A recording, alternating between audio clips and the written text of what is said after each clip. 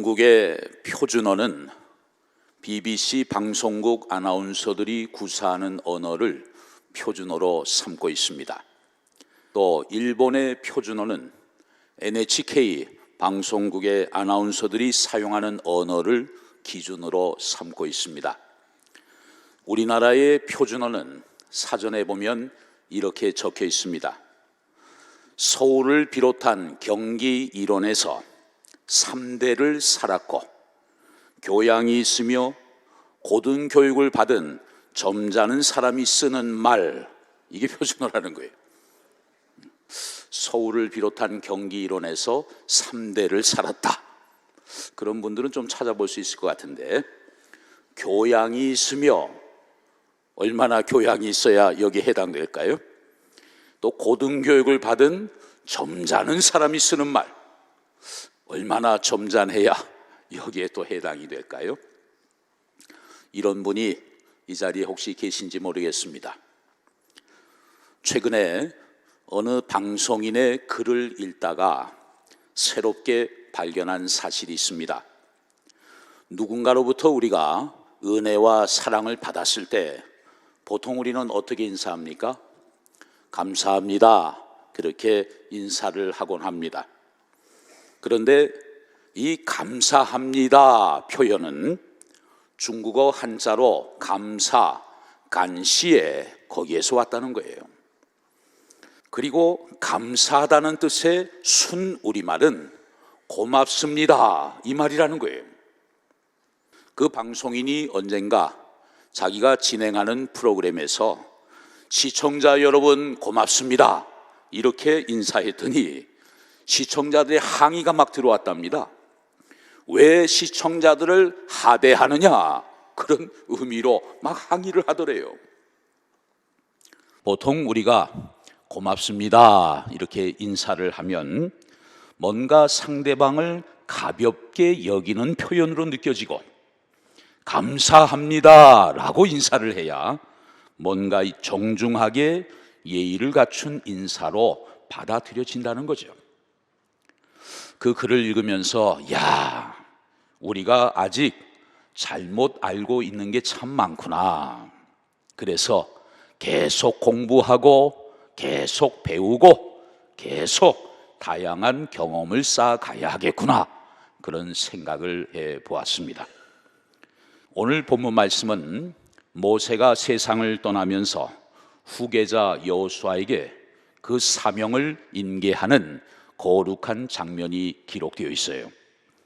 이 본문은 많은 경우에 사역의 계승이라는 관점에서 본문으로 많이 선택되는 구절입니다.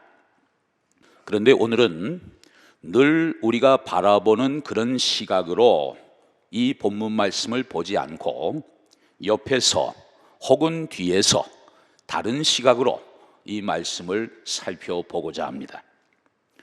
여러분, 모세라는 인물 너무나 잘 알고 계시죠? 모세에 대해서 오늘 본문은 이렇게 평가합니다. 본문 10절을 보시죠.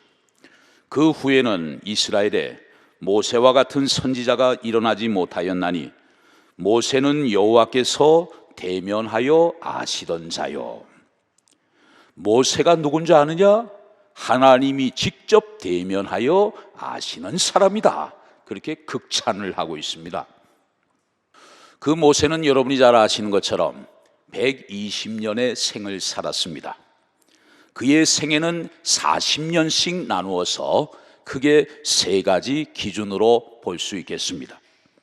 첫 번째 40년은 애굽의 왕궁에서 왕자로 지냈습니다. 최고의 학문을 공부하던 시기가 바로 첫 번째 기간 40년의 삶이었어요. 그 다음 40년은 본의 아니게 광야로 도망을 가서 살게 됩니다. 인간적으로 볼 때는 쫓겨난 것이지만 나중에 알고 보니까 하나님께서 모세를 애굽에서 끄집어내셨어요. 물론 인간이 실수했습니다. 그런데 하나님은 그 실수마저도 큰 목적을 이루시는 특별한 재료로 사용하셨습니다. 그래서 이 두 번째 40년은 그야말로 모세에게 연단 훈련의 기간이었습니다. 모세 스스로 이제 나는 아무짝에도 쓸모없는 인생이 돼버리고 말았구나, 그렇게 절망하고 있었습니다. 그러나 사실은 아니었어요. 하나님은 그 시간에도 모세를 위하여 일하고 계셨습니다. 모세를 준비시키고 계셨던 거예요. 그리고 나서 마지막 세 번째 40년, 모세의 나이 80세가 되었을 때, 보통 사람들은 그 나이가 되면 모든 것이 다 끝났다고 생각할 때, 하나님께서는 모세를 부르시고 그 후에 마지막 40년 동안 출애굽 지도자로서의 귀한 일을 맡겨 주셨습니다. 이처럼 영적 세계에서는 사람들이 끝이라고 말을 할 때 하나님은 다시 일을 시작하십니다. 한번 따라하겠습니다. 인간의 끝이 하나님의 시작입니다. 모세의 생애 중에 이 두 번째 40년, 모세가 실수하고 피신을 해서 광야라는 곳에 처음 나와서 생활을 할 때 모세가 얼마나 힘들었겠습니까? 그런데 선택의 여지가 없었어요. 왜냐하면 모세가 얼마 전에 애굽 사람을 죽였다는 사실이 탄로가 나서 지금 모세를 찾기 위해 혈안이 되어 있었습니다.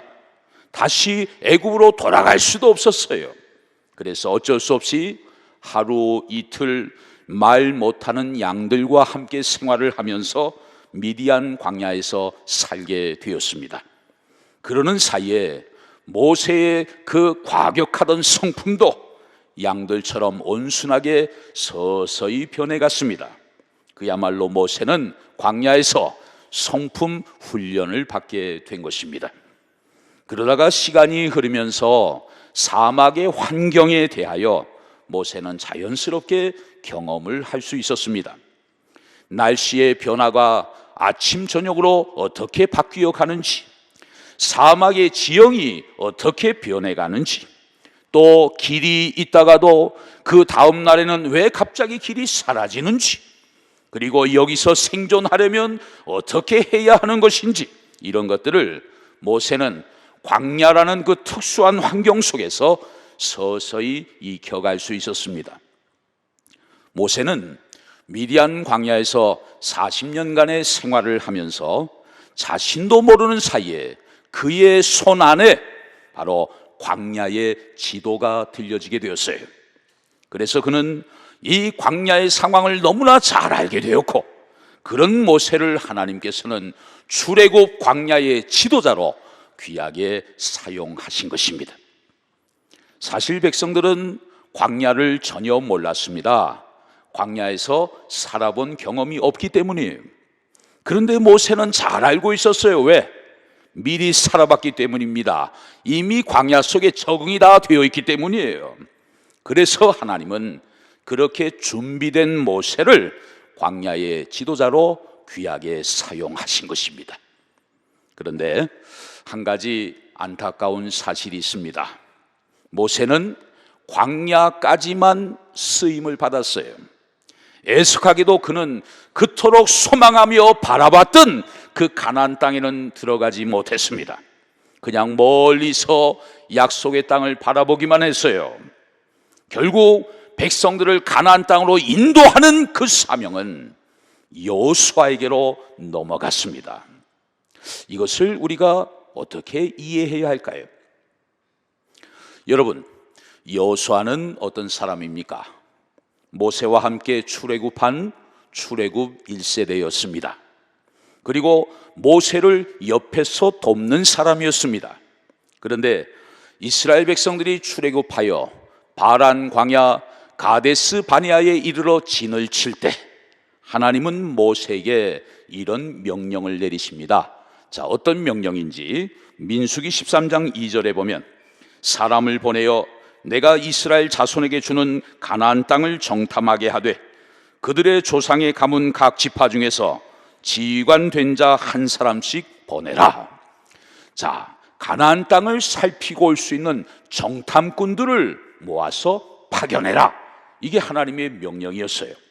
그래서 각 지파 중에 지휘관 된 자 한 사람씩, 12지파니까 모두 12명을 가나안 땅에 정탐꾼으로 보내게 됩니다.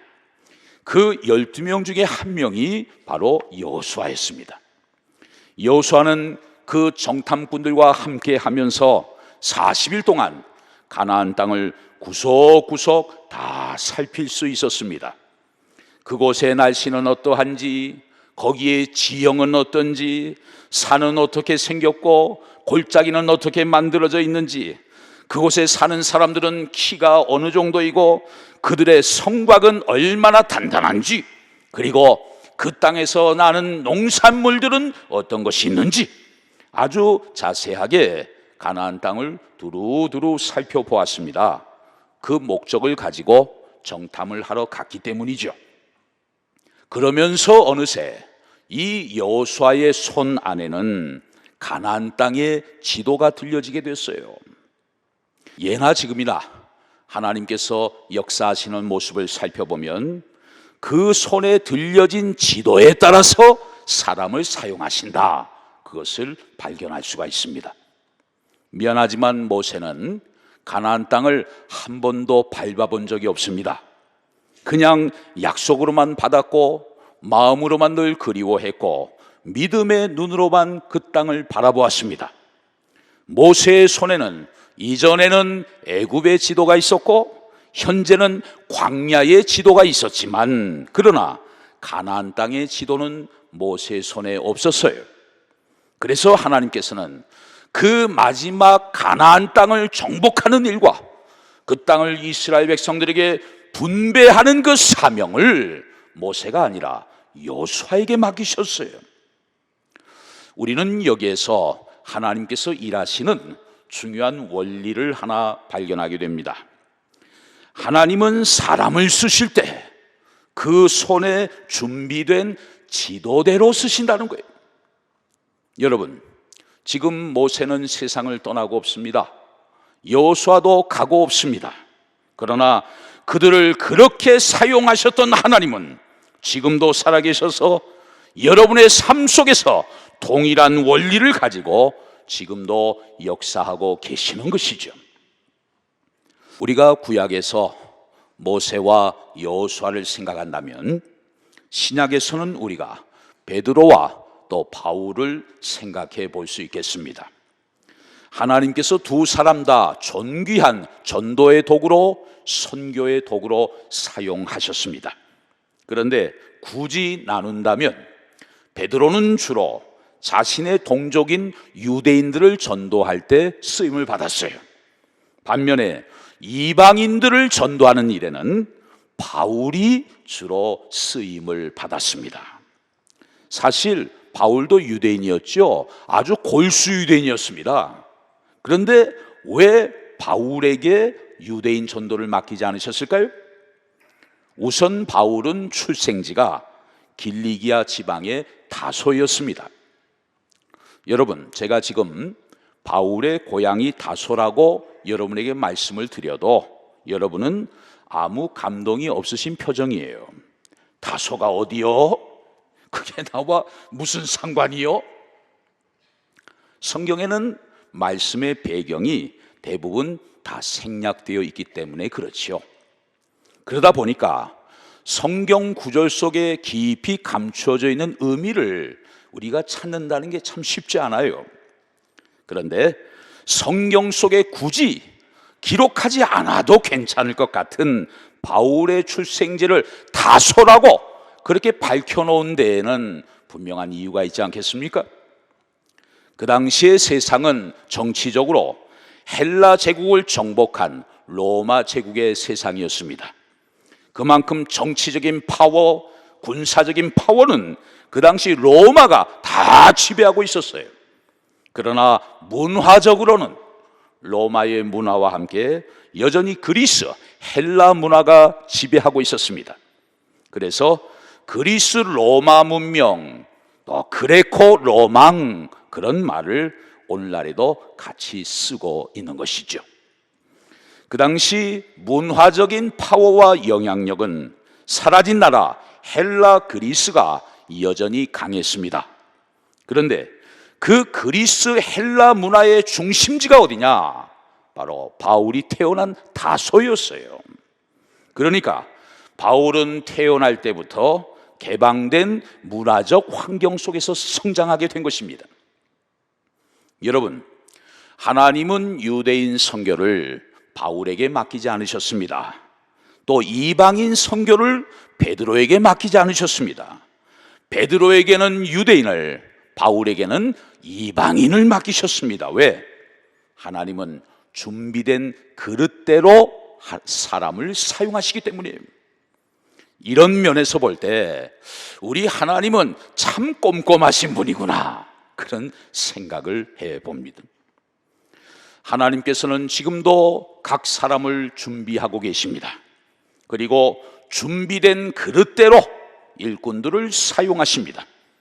그렇게 본다면 지금 여러분의 삶은 과거에 준비된 대로 하나님이 지금 쓰시는 것이고, 동시에 지금 여러분의 하루하루의 삶은 하나님이 그 다음에 여러분을 쓰실 수 있는 특별한 재료가 되는 것이죠.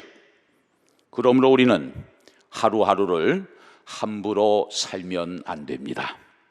그냥 목적 없이 시간을 허비하며 살면 안 되는 것입니다.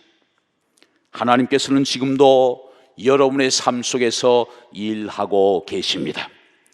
100세 시대, 120세 시대를 말하고 있는 지금, 여러분의 나이가 어떠하든지 간에 여러분이 잘 준비하는 대로 하나님이 앞으로 여러분을 귀하게 사용해 주실 줄로 믿습니다. 마지막으로 여러분에게 한 가지 질문으로 도전합니다. 여러분이 지금보다 10년만 젊어질 수 있다면 여러분은 무엇을 하고 싶으십니까? 뭘 하면서 보너스로 얻은 10년을 채워가고 싶으십니까? 야, 내가 10년만 젊었다면 나는 이런 거 저런 거 했을 텐데. 아마도 각자 생각하는 뭔가가 있으실 거예요. 그런데 참 슬픈 소식은, 미안하게도 여러분이 지금보다 10년 더 젊어질 수 있는 방법은 없다는 거예요. 그거 그냥 마음뿐이지 어떻게 시계를 거꾸로 돌릴 수 있겠습니까? 이건 안 되는 거죠. 안 되는 것을 굳이 그리워할 필요가 있겠습니까? 그런데 기쁜 소식, 좋은 소식이 한 가지 있습니다. 앞으로 여러분에게 주어지는 10년이 있을 거예요. 10년이 지난 후에 뒤를 돌아보며 자신의 인생을 회고할 때, 야, 내가 살아온 10년은 정말 후회 없는 10년이었구나. 하나님 앞에서나 자식들 앞에서나 교우들 앞에서나 그리고 나 자신에게도 정말 부끄러울 것이 없는 그러한 귀한 10년의 세월이었구나. 그렇게 여러분이 고백할 수 있도록 지금부터 미래를 준비할 수 있다는 사실이에요. 그것은 여러분이 얼마든지 할 수 있는 일이고 또 그렇게 살아야 합니다. 우리나라 옛말에 이런 말이 있습니다. 흘러간 강물로는 무엇을 돌릴 수 없다? 흘러간 강물로는 물레방아를 돌릴 수 없다. 내가 왕년에는 이랬었는데, 전에는 저랬었는데, 이런 얘기를 하면서 아까운 시간을 보내는 분들이 있을 수 있을 거예요. 물론 과거에 좋았던 추억, 그리고 지난날에 아름다웠던 그 그리움은 우리 마음을 흐뭇하게 할 수는 있을 거예요. 그러나 그냥 거기에서 끝나버린다면 앞으로의 삶 속에서 우리는 하나님의 도구로 귀하게 쓰임받지는 못할 것입니다. 이제부터 10년, 여러분의 남은 생의 첫날인 바로 오늘부터 하나님이 얼마든지 쓰실 수 있는 그런 나름대로의 지도를 여러분 한번 준비해 보시지 않겠습니까? 여러분은 하실 수 있습니다. 하나님이 얼마든지 도와주실 수가 있어요. 모세만 그렇게 쓰신 것이 아니라, 여호수아만 그렇게 사용하신 것이 아니라, 여러분도 얼마든지 그렇게 하나님이 사용해 주실 줄로 믿습니다. 여러분, 우리가 직장에 새롭게 취직하려고 할 때 준비해야 하는 서류가 있습니다. 그게 뭘까요? 이력서죠. 이력서를 준비해야 합니다. 이력서를 영어로 레저메이라 그래요. 레저메이. 사실 이 단어는 영어가 아니고 프랑스어입니다. 그런데 외래어로 미국에서 이 단어를 그대로 사용하고 있습니다. 레저메이. 그런데 이 단어가 영어 동사로 쓰일 때는 발음이 resume으로 바뀌어져요. 그리고 그 뜻이 달라집니다. 뜻은 다시 시작한다. 이거 너무 신비롭지 않습니까? 이력서는 주로 과거의 일들을 잔뜩 기록해 놓은 거예요. 내가 어디 학교를 다녔는지, 내가 어떤 일들을 이전에 했는지, 그리고 내가 무슨 상을 받았는지 다 과거의 일들을 기록해 놓은 게 바로 이력서입니다. 그런데 그 뜻이 뭐라고요? 다시 시작한다, 그런 뜻을 갖고 있어요. 이력서는 과거의 일을 기록해 놓았지만 그 이력서는 미래를 향하고 있는 거예요. 기독교는 과거를 묻지 않는다고 했습니다. 지난날 우리가 믿음 생활을 하는 가운데 부족하고 불충했던 일들이 왜 없었겠어요? 은혜를 받고 기쁨이 넘치면 내가 구원받은 것 같고, 그러다가도 좀 어려운 일이 생기고 고난이 내 삶 속에 찾아오게 되면 내가 구원받은 거 맞나? 하나님이 정말 살아계신 거 맞나? 그런 생각이 들 때가 얼마나 많았어요. 정말 뜨거워지기도 잘하고 차갑게 식어버리기도 잘하는 그런 냄비 같은 신앙의 모습이 지난날 우리에게 왜 없었겠습니까? 그러나 이제부터라도 우리가 새로운 마음을 가지고 하나님 앞으로 나아가야 합니다. 아, 그래, 내 감정에 관계없이 하나님은 지금도 어마어마한 일들을 내 삶 속에서 진행하고 계시는구나. 비록 내가 연약해도, 내가 너무 보잘것없어도 하나님은 반드시 내 안에 시작하신 구원의 역사를 마지막까지 이루어 주실 것이다. 그러므로 나는 변함없이 하나님만을 의지하며 나아갈 것이다. 할렐루야. 이런 믿음으로 하나님만을 끝까지 신뢰하며 나가는 참 믿음의 사람들 되시기를 주의 이름으로 축복합니다. 사랑하는 성도 여러분, 계획한 일들이 잘 안 되셨습니까? 요즘 인생의 한계를 많이 느끼고 계시지는 않습니까? 내 인생이 이제 완전히 끝나버렸다고 혹시 절망의 바닥에 주저앉아 계시는 분들 거기 자리에 계시지는 않습니까? 나이가 점점 많아져서 무기력감 속에 아무 의욕도 소망도 없이 그냥 하루하루를 힘겹게 살아가고 계시지는 않습니까? 유명한 신학자 토저의 기도가 생각납니다. 녹슬어서 못 쓰게 되기보다는 닳아서 못 쓰게 되기까지 하나님께 쓰임받기를 원합니다.